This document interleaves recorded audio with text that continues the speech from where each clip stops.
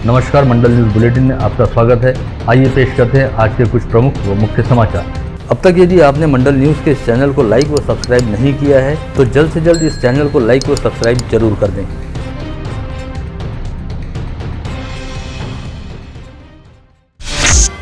आगामी 10 सितंबर से 10 दिवसीय गणेशोत्सव शुरू होने जा रहा है। वहीं दूसरी ओर राज्य में कोविड संक्रमण की तीसरी लहर का खतरा भी मंडरा रहा है। ऐसे में राज्य सरकार ने गणेशोत्सव को लेकर बेहद कड़े प्रतिबंधात्मक नियम जारी किए हैं, जिसके चलते सार्वजनिक गणेश पंडालों में बप्पा के भक्तों को इस वर्ष एंट्री नहीं मिलेगी, बल्कि सभी सार्वजनिक गणेशोत्सव मंडलों को बप्पा के दर्शनों की ऑनलाइन सुविधा उपलब्ध करानी होगी। ऐसे में गत वर्ष की तरह इस वर्ष भी सभी सार्वजनिक गणेशोत्सव मंडलों के पंडाल सुनसान ही रहेंगे। साथ ही राज्य सरकार ने सार्वजनिक गणेशोत्सव मंडलों को स्थापना की शोभा यात्रा व विसर्जन का जुलूस निकालने से भी मना किया है और बेहद सादे व सामान्य ढंग से गणेशोत्सव मनाने का आह्वान किया है। गत वर्ष की तरह इस वर्ष भी सार्वजनिक गणेशोत्सव पंडालों में अधिकतम 4 फीट तथा घरेलू गणेश प्रतिमाओं की ऊंचाई अधिकतम 2 फीट रहेगी। अमरावती महानगर पालिका द्वारा पिछले माह दिए गए आउटसोर्सिंग ठेके को लेकर क्षितिज नागरिक सेवा सहकारी संस्था द्वारा मुंबई हाईकोर्ट की नागपुर खंडपीठ में दायर की गई याचिका आज न्यायालय ने खारिज करते हुए मनपा का आउटसोर्सिंग ठेका इटकॉन्स ई सॉल्यूशन कंपनी के पास ही कायम रखने के निर्देश दिए हैं। द्विसदस्यीय खंडपीठ द्वारा दोनों पक्षों की दलीलें सुनने के बाद कहा गया कि मनपा द्वारा दिए गए आउटसोर्सिंग ठेके में किसी भी प्रकार की कोई गड़बड़ी दिखाई नहीं दी और इस तरह की गड़बड़ी के कोई सबूत याचिकाकर्ता द्वारा भी अदालत में पेश नहीं किए गए।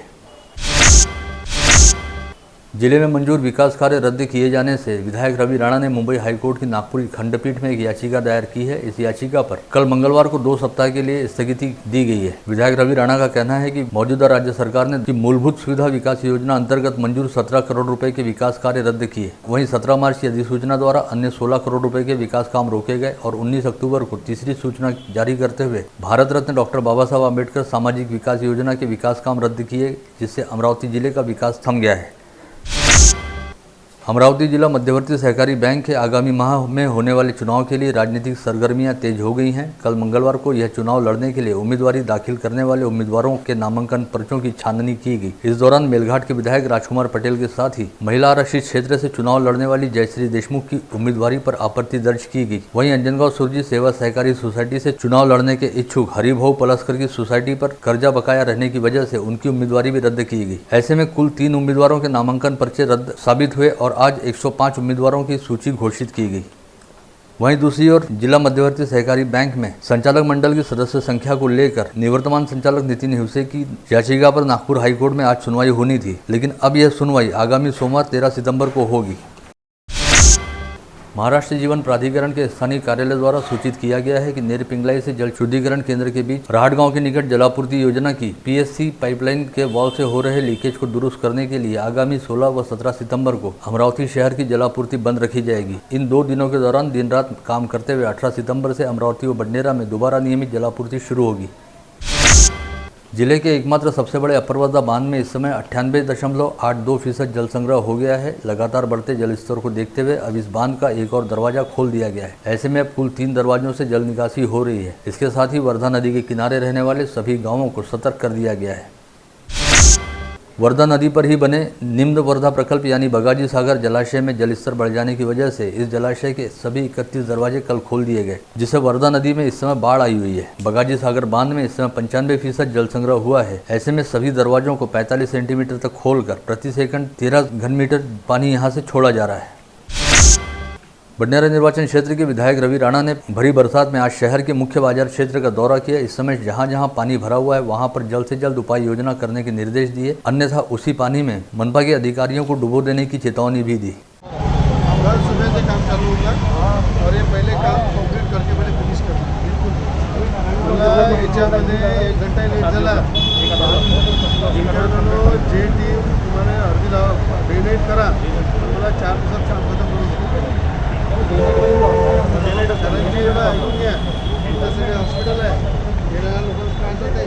ही गंदगीमुळे मोठ्या प्रमाणात डेंग्यू मलेरियाची निवारण चालू आहे आणि हा मेन रस्ता आहे। राज्य की महिला व बाल विकास मंत्री तथा जिला पालक मंत्री यशोमती ठाकुर ने कहा है कि नागरिकों का स्वास्थ्य सुरक्षित रखना यह इस समय सबसे पहली प्राथमिकता है। ऐसे में गणेशोत्सव जैसे पर्व काल के दौरान भी सतर्कता को भूला नहीं जाना चाहिए। उन्होंने कहा कि इस समय केरल में रोजाना हजारों नए कोविड संक्रमित मरीज पाए जा रहे हैं। यह संभावित खतरे की निशानी है। यदि तमाम सावधानियां बरती गई तो आगे चलकर दोबारा कड़क निर्बंध लगाने की नौबत नहीं आएगी। अतः सभी लोगों को चाहिए कि गणेशोत्सव के दौरान कोविड प्रतिबंधात्मक नियमों व निर्देशों का कड़ाई के साथ पालन किया जाए। शहर पुलिस आयुक्त डॉक्टर आरती सिंह ने आगामी गणेशोत्सव को देखते हुए मार्गदर्शक निर्देशों व सूचना की पुस्तिका जारी की है, जिसकी 4500 प्रतियां प्रकाशित की गई हैं और लगभग इतनी ही संख्या में कैलेंडर भी प्रकाशित किए गए हैं। आयुक्तालय पुलिस की ओर से अपने अपने थाना क्षेत्र अंतर्गत स्थापित होने वाले सार्वजनिक गणेशोत्सव मंडलों में यह किताब और कैलेंडर वितरित किए जाएंगे। इसके साथ ही शहर पुलिस आयुक्त डॉक्टर आरती सिंह ने विगत दिनों एक के बाद एक घटित हुई अग्निकांड की 2 घटनाओं को ध्यान में रखते हुए शहर के सभी होटल व्यवसायियों व MIDC एसोसिएशन के पदाधिकारियों की सुरक्षा संदर्भ में एक बैठक बुलाई थी। इस बैठक में MIDC के अग्निशमन अधिकारी पाटिल तथा MIDC एसोसिएशन के अध्यक्ष किरण पातुरकर सहित कई होटल व्यवसायी उपस्थित थे। इस बैठक के दौरान पुलिस आयुक्त डॉक्टर आरती सिंह ने कहा कि सभी कारखानों व होटलों में अग्निशमन व्यवस्था के तमाम प्रबंध उपलब्ध होने चाहिए। साथ ही फायर ऑडिट कराते हुए संबंधित महकमे से NOC प्राप्त की जानी चाहिए। इसके अलावा किसी भी उद्योजक द्वारा अपने प्रतिष्ठान में अनधिकृत तौर पर डीजल, पेट्रोल और रॉकेल जैसी ज्वलनशील पदार्थों का संग्रह नहीं किया जाना चाहिए। राज्य स्तर पर सभी जिला परिषदों के सामने राष्ट्रीय स्वास्थ्य अभियान के कर्मचारियों व अधिकारियों द्वारा आंदोलन किया जा रहा है। इसी श्रृंखला में बुधवार 8 सितंबर को जिला परिषद प्रांगण में सभी स्वास्थ्य कर्मचारियों द्वारा 1 दिवसीय सांकेतिक अनशन किया गया। साथ ही चेतावनी दी गई कि यदि सरकार द्वारा उनकी मांगों को पूरा नहीं किया जाता तो कल गुरुवार 9 सितंबर को मुंबई स्थित स्वास्थ्य भवन के सामने आंदोलन किया जाएगा। भारतीय जनता पार्टी की शिक्षक आघाड़ी द्वारा अपनी विभिन्न प्रलंबित मांगों को लेकर बुधवार 8 सितंबर को राज्यव्यापी धरना आंदोलन किया गया, जिसके तहत संगठन की जिला इकाई द्वारा स्थानीय शिक्षा उपसंचालक कार्यालय पर धरना दिया गया, जिसमें जिले के अनेकों शिक्षक मौजूद थे। भाजपा शिक्षक सेल की पश्चिम विदर्भ सह संयोजिका संगीता शिंदे की अगुवाई में किए गए इस आंदोलन में राज्य के मुख्यमंत्री उद्धव ठाकरे के नाम शिक्षा उपसंचालक को ज्ञापन सौंपा गया। शिक्षणाधिकारी कार्यालय, जिल्हाधिकारी कार्यालय आणि उपसंचालक कार्यालयामध्ये शिक्षकांच्या विविध मागण्यांसाठी आंदोलन आज उभारलेलं आहे। कारणही तसंच आहे की महाविकास आघाडीचं जेव्हापासून सरकार आलं तेव्हापासून या शिक्षण क्षेत्रावर इतकं दुर्लक्ष झालं की आपण पाहतो की शिक्षकाच्या विविध अडचणी, विविध समस्या या समोर येत आहे, पण याला कोणीही मार्ग सुचवायला तयार नाही आणि त्यामुळे ज्या समस्या आहे त्या समस्या शासनापर्यंत पोहोचल्या पाहिजे आणि शासनाने त्वरित शिक्षकांच्या समस्या निकाली काढल्या पाहिजे, यासाठी आम्ही हे आंदोलन उभारलेलं आहे।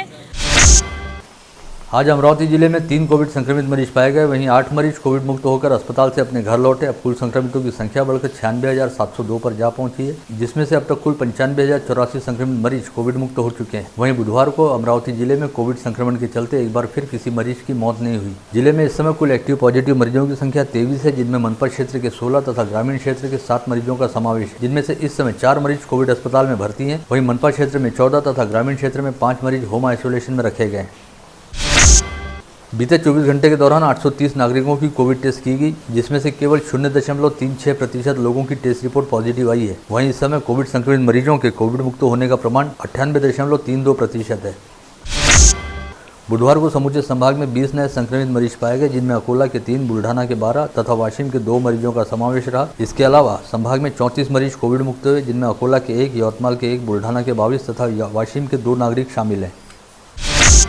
वडाली परिसर अंतर्गत सर्वे नंबर 69/2 में 2 हेक्टेयर 83 आर क्षेत्रफल की जमीन धारक के तौर पर क्षेत्रफल की जमीन पर खुद का दावा जताते हुए शेंडे परिवार की ओर से यहां बुलाई गई पत्रकार परिषद में कहा गया कि इस जमीन के कुल धारक के तौर पर विगत 45 वर्षों से माधव सीताराम शेंडे का नाम दर्ज है। पश्चात माधव सीताराम शेंडे की मृत्यु होने के बाद उनके परिजनों का नाम कुलधारक के तौर पर दर्ज हुआ, लेकिन इसके बावजूद महादेव संस्थान द्वारा इस जमीन को हथियाने के अनेकों प्रयास किए गए, जिसे लेकर एक लंबी कानूनी लड़ाई भी चली और इसमें हार जाने के बावजूद भी वडाली स्थित महादेव संस्थान द्वारा मामले को राजनीतिक रंग दिया जा रहा है और पूर्व महापौर अशोक डोंगरे द्वारा इस जमीन के मामले को लेकर आम नागरिकों को गुमराह करने का प्रयास किया जा रहा है।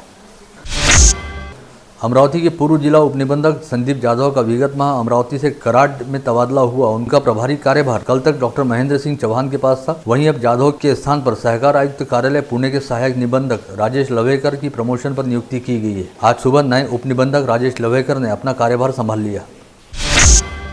विगत 28 अगस्त को MIDC परिसर स्थित नेशनल केमिकल कंपनी में लगी भीषण आग पर दमकल विभाग के अधिकारियों और कर्मचारियों ने काफी कड़ी मशक्कत करते हुए काबू पाया था। इस हेतु जिलाधीश पवनीत कौर तथा पुलिस आयुक्त डॉक्टर आरती सिंह ने अग्निशमन दल के उपकेंद्र प्रमुख सैयद अनवर, फायरमैन गोविंद घुले व प्रेमानंद सोनकामले के कार्य की प्रशंसा करते हुए उन्हें सम्मानित किया। नांदगांव खंडेश्वर तहसील में विगत 3 दिनों से लगातार बारिश शुरू है और किसानों का भारी नुकसान हुआ है। ऐसे में आपदा प्रभावित किसानों के खेतों का सर्वेक्षण कर तत्काल मुआवजा देने की मांग के लिए युवा सेना के जिला प्रमुख प्रकाश मारोटकर ने तहसीलदार भूसारी का घेराव करते हुए निवेदन पेश किया। 2 दिन बाद 10 सितंबर से गणेशोत्सव पर्व की शुरुआत होने वाली है। ऐसे में महावितरण की ओर से बिजली कटौती अभियान को स्थगित किया जाए, इस आशय की मांग को लेकर महाराष्ट्र नवनिर्माण सेना की ओर से महावितरण के मुख्य अभियंता को निवेदन सौंपा गया। इस निवेदन में कहा गया कि गणेशोत्सव के दौरान ही महालक्ष्मी का उत्सव भी कई घरों में मनाया जाता है और यह त्यौहार समाप्त होते ही नवरात्रोत्सव व दीपावली का भी पर्व आता है। ऐसे में त्यौहार के दौर में महावितरण की ओर से किसी भी घर की विद्युत आपूर्ति खंडित नहीं की जानी चाहिए। पिरियड किती आहे सरांचा हाच महिना आहे सणाचा महिना थोडा सा. साहेब कसं आहे तुमच्या त्या कर्मचाऱ्यावर दोष देत नाही, त्यांनी वरून आदेश असते तुमच्या डिपार्टमेंटचा, तर ते सर म्हणते की आम्हाला वरून प्रेशर आहे. त्याच्यामुळं या मॅडम नवीन आहे, तुम्ही यांना हे विनंती आवर्जून करा. आणि मी जे सांगितलं ना त्याच्याकडे लक्ष द्या. पिरियड असंच निघून जातो 6 महिने, पैसे तसेच राहतात. घ्या ना, चेक घ्या ना, तसं 4 इन्स्टॉलमेंट काढून तुमची वसुली होती लोकांना. माझ्याशी घडल्यावरच म्हणून सांगतो आजची तरी गाठ आहे. करून नाही हो.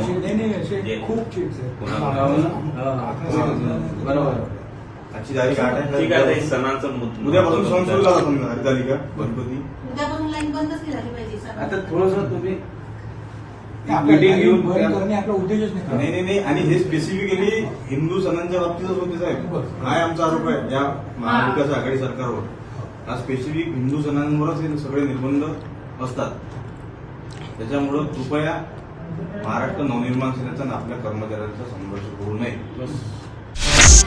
वंचित बहुजन आघाड़ी के युवा प्रदेशाध्यक्ष नीलेश विश्वकर्मा ने यहां बुलाई गई पत्रकार परिषद में कहा कि संतरा परिषद के माध्यम से वंचित बहुजन आघाड़ी संतरा उत्पादकों के प्रश्नों के लिए आक्रामक रवैया अपनाने के लिए तैयार है। 1.25 लाख हेक्टेयर क्षेत्र रहने वाले विदर्भ में एक भी प्रक्रिया उद्योग नहीं है। परिणाम स्वरूप कई वर्षों बाद भी संतरा तुड़ाई करना काफी महंगा साबित हो रहा है और किसानों पर संतरा फल को रास्ते पर फेंकने की नौबत आती है। यहाँ पर संतरा महोत्सव जैसे उपक्रमों का आयोजन भी किया गया, लेकिन ये सभी राजनीतिक स्टंट ही साबित हुए और संतरा उत्पादकों को अब तक न्याय नहीं मिल पाया। विदर्भातील संत्रा उत्पादकांच्या जे प्रश्न आहेत आणि ते अतिशय भीषण प्रश्न आहेत.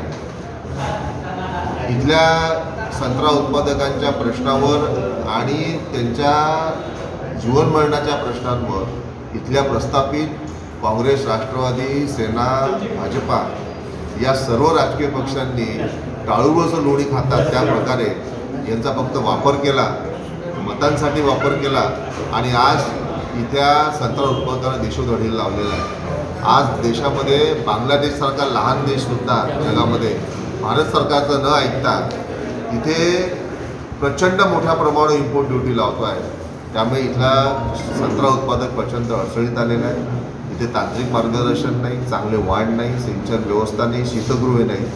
या सर्व गोष्टींसाठी शेतकऱ्यांना इथे भाव मिळाला पाहिजे. या सगळ्या गोष्टींचा विचार करण्यासाठी 14 नोव्हेंबरला वंचित बहुजन आघाडीच्या वतीने इथल्या संत्रा उत्पादकांसाठी भव्य अशी संत्रा परिषद आयोजित करण्यात येत आहे.